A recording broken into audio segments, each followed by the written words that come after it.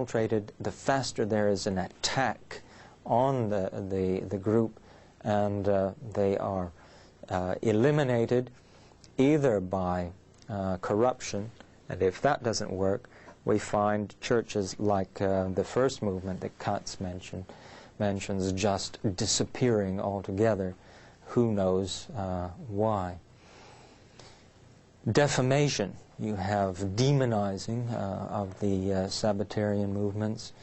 You find this on the continent in the 1500s very strongly in the different Anabaptist movements that are demonized. Everyone, Protestants and Catholics, both cooperate in the destruction of the different movements. I can think of three right offhand: the Jan de Leyden movement, the Messianic Experiment, which lasted 3 years and was overrun. The same thing happened in Strasbourg in the Peasant Revolt. And of course you have, even at the time of Luther, the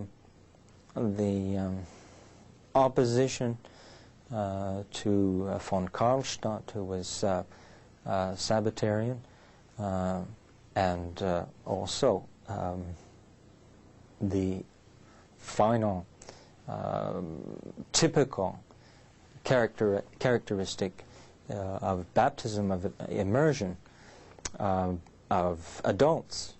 This thing, both the Sabbath and baptism were very clearly pointed out to Luther, and he failed to accept them, and rather influenced the princes in Germany to destroy the Sabbatarian movement in Silesia. So you find this attitude going back, the strong attitude of persecution, and the Sabbatarians fleeing to the mountains. You find them in Poland, in the mountains, Bosnia, in the mountains, Transylvania, in the mountains, and Taurus, Caucasus, and even in America, in the Appalachians.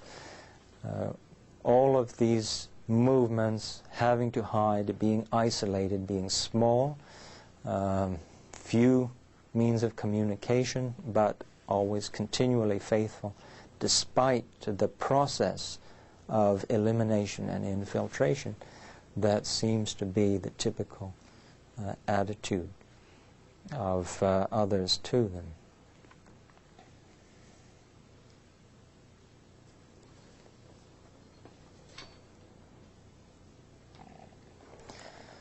I've been talking a lot about my own family, but in conclusion, I think we should turn our eyes to something that has been very much neglected. We tend to think of the churches in Western Europe. Even in my family, there's a strand going back to the Oriental Sabbatarians. When you think of the Sabbath keepers in Turkey, among the dervishes, the Bektashis specifically, there were millions of Sabbatarian, Unitarian believers. When Kemal Atatürk took over Turkey, the Ottoman Empire fell in the end of the first quarter of this century. Turkey became a republic.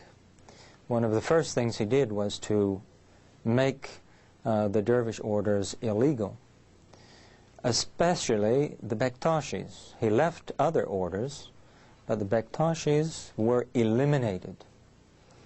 Millions of them disappeared, who knows where or how. Among the Bektashis, certainly not all of the Bektashis, and probably not a majority of them, were Sabbath keepers. Millions and millions of Bektashis disappeared. So many disappeared that the Sabbatarian minority had to count for millions. And this happened in this century without a squeak. Not one word of protest, insofar as I know.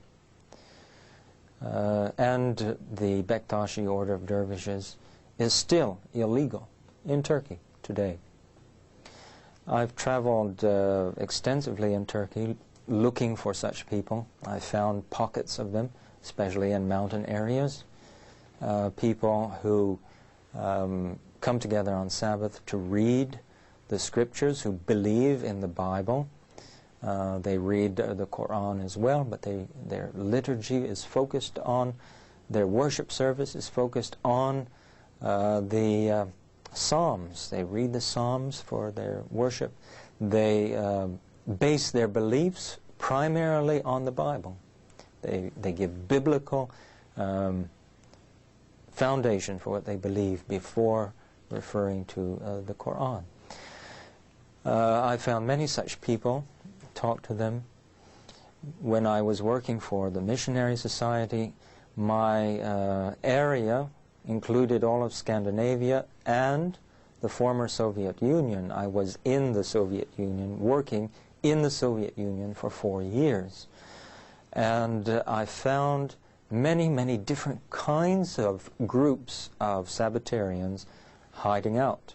Not only the Adventist groups, and there are a number of those, the ordinary Adventists, the more or less collaboration Adventists. Then there were the underground Adventist church, the Reformed Adventist, and the underground Reformed. At least 4 different Adventist groups were there. But beyond that, throughout the White Russian area, the Ukraine, there were many, many groups of Sabbath keepers with Unitarian teaching, as you find from Transylvania, Hungary, and still spreading out through eastward, hundreds of groups of people. In Russian, the Sabbath keepers are called subotniki. I have met 3 different kinds of subotniki. One is Orthodox and Trinitarian, and they follow the rites of the Russian Orthodox Church. They had, all during the Soviet period, their own village, their own church, and they turned the village into, I don't know if, I think it was a kolkhoz, unless it was a sovkhoz, a communal farm, in which throughout the 70 years of Soviet domination, they kept the Sabbath as a collective farm. I found radical Unitarians who were actually, I would say, Karaim, converts to Judaism who did not believe in the Talmud, non-rabbinical Jews, or Jewish converts. But in between them, we find the moderate Unitarians, and they have been there for centuries. I met a man in Leningrad, and he had no socks, his feet were wrapped. He had come from Siberia. He told me he knew of many, many communities of people in Siberia who had been collecting there as back from the times of Catherine the Great in the Russian Empire, deported to Siberia for their faith and establishing Sabbatarian Unitarian communities all through Siberia. And he wore very coarse clothing, carved, not buttons, but sort of hooks, handmade shoes, and he had somehow gotten to Leningrad, and I met him there, and he told me something of the Sabbatarian people of which he was a part.